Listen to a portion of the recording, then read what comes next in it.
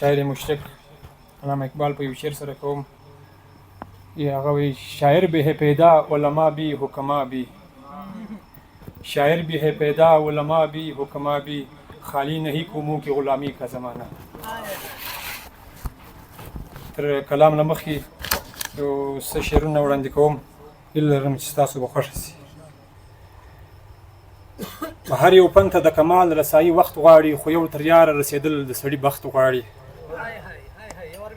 و هر یو فن ته د کمال رسایي وخت غواړي، خو یو تر یاره رسېدل د سړي بخت غواړي.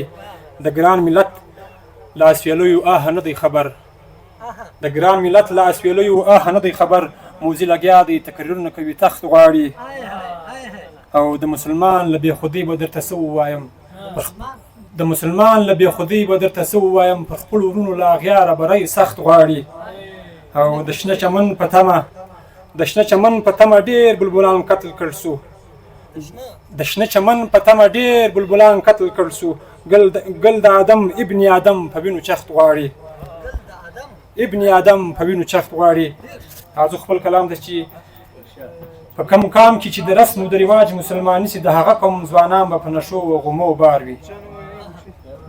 په کوم کام کې چې د رسم و د رواج مسلماني سي، د هغه قوم ځوانان به په نشو او غمو بار وي.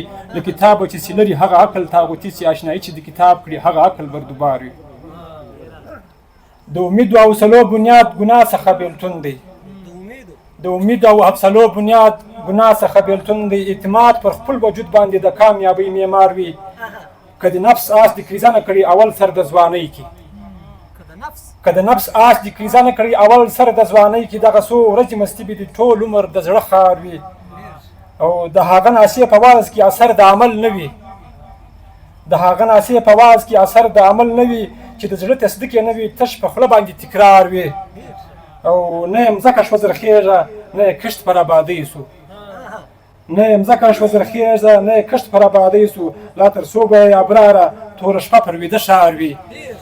او په آخر کې یو شعر چې امن دین امن دنیا امن پاسون دی، امن دین امن دنیا امن پاسون دی، په جهان کې بې له امنه څه ژوندون دی. والسلام.